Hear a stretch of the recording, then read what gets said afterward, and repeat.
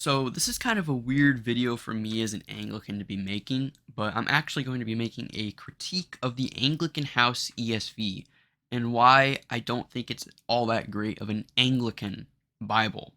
Uh, I want to put it out there first though that it is a high quality Bible according to like the reviews and stuff. People really like it, and it's the best we currently have because the only other option for Anglican Bibles are NRSVs, which are pretty liberal translations. I think it could be better, and I've laid out 4 points as to some critiques of it.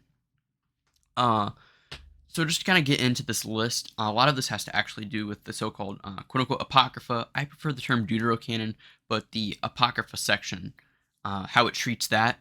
But the first point is different from that. Number one is it uses the critical text for the New Testament. This is kind of a break from the traditional received texts of the church in regards to the New Testament. Uh, Many people like the Textus Receptus, or what we can also call the Byzantine majority text reading, which is very similar to that. The problem with the ESV is that it goes with the critical text reading, so it's missing some things here and there, some things here and there are slightly different. The New King James Version is actually a really good choice because it does denote the differences between the critical text reading and the Textus Receptus reading, while still maintaining that. The problem with the New King James Version is, though, that Anglicans, their Bibles are supposed to have the Apocrypha in them. The New King James Version does not have a translation of the Apocrypha. So you'd have to actually draw from another source from the Old Testament. And I think that gets kind of tricky with licensing issues, mixing different translations into the same binding and selling it as one. So the ESV is the best option for the Anglican House ESV to be using. The only other Protestant option that includes the Apocrypha that is modern is the NRSV, and the NRSV is considered a quite liberal translation, and with their most recent revisions, they've gotten even more liberal. I've used the old one in the past. It's okay. The ESV is definitely superior to it. So just to kind of get that out of the way, it uses critical text, but it's kind of the best we have because you have to have the Deuterocanon for the Anglican Bible. Number two on this list is actually that this ESV includes books in the Apocrypha which the formularies do not enumerate, such as 3rd Maccabees. I'll try to put up a thing right here of Article 6. Article 6 only lists these books as being profitable for teaching and so forth, that they should be included, but they're not necessarily held as the same exact as the proto-canonical 39 books of the Old Testament. So I don't actually have a problem with including extra books. It's a very ancient practice of the church. If you look back at the Greek Septuagint, they included books like Enoch or Odes and their Old Testaments.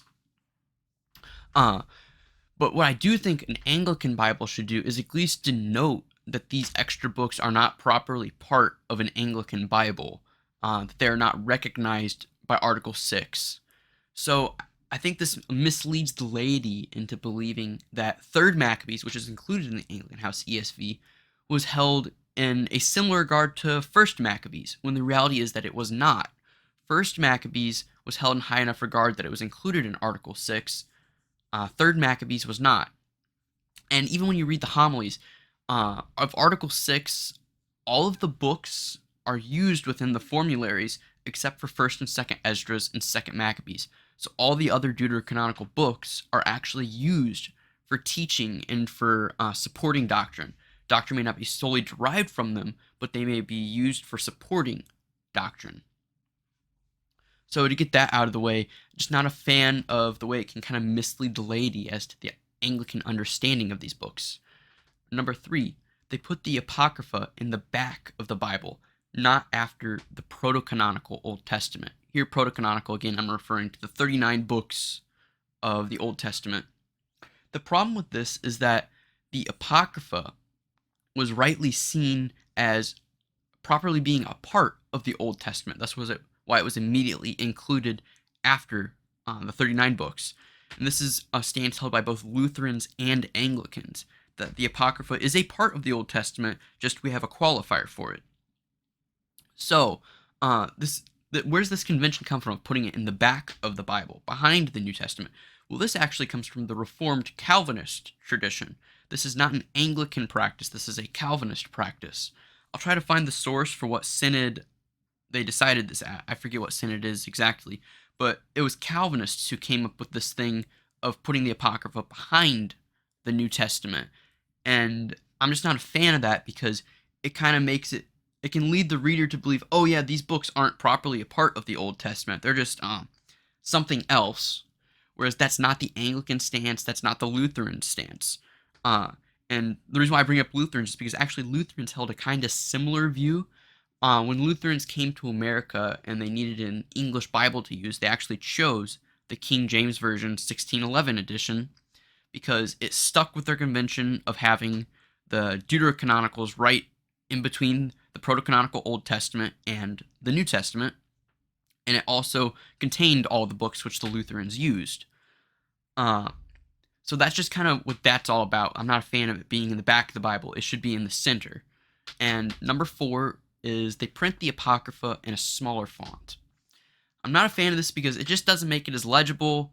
It makes it harder to read for some people, and also kind of denotes that, oh yeah, these texts aren't really all that authoritative. And they say that so on the Anglican House website. That's the reason why they print it in a smaller font. Whereas if you actually look at the Anglican formularies, they're using these books to support doctrine. They call these books scripture, and they use them as authorities. So to print them in a smaller font, segregate them in the back of the Bible, all that stuff, kind of does them a great disservice. Not a fan, and that's the end of my full 4 points. So I'm not really a fan of how the Anglican House ESV has handled the scriptures. I don't think it is following the Anglican conventions. It's kind of innovative in what it's doing. What I think a better option would be is to follow the format of the 1611 King James Version. So you have the 39 books of the Old Testament, 27 books of the New Testament, and dang, I forget how many are in the Deuterocanon. I apologize for that. I'll put the number up here. It's 1st and 2nd Esdras, Tobit, Judith, and so on. So you have those in between. And then actually what I think would be another good thing to do is include the cross-references from the 1611. Because the 1611 actually utilized these books, these deuterocanonical books, and applied cross-references to them. So like Matthew 27 has a cross-reference to the prophecy in Wisdom chapter 2, and the Genesis account has cross-references to the book of Sirach talking about creation and all this stuff. So they actually included cross-references to the deuterocanonical books. That should also properly be in an Anglican Bible. So the format that we should really be looking at is actually just kind of emulating what the King James Version did. That was a product of the English Church. That was an Anglican Bible. And we should be applying that to the ESV. And like I said earlier, I don't have a problem with them including the extra books. They should just denote that they aren't listed in the formularies. So overall, that's kind of my critique of the Anglican House ESV. I hope I wasn't too rambly. Hope you guys found this video informative, helpful. I'll see you guys next time. Bye.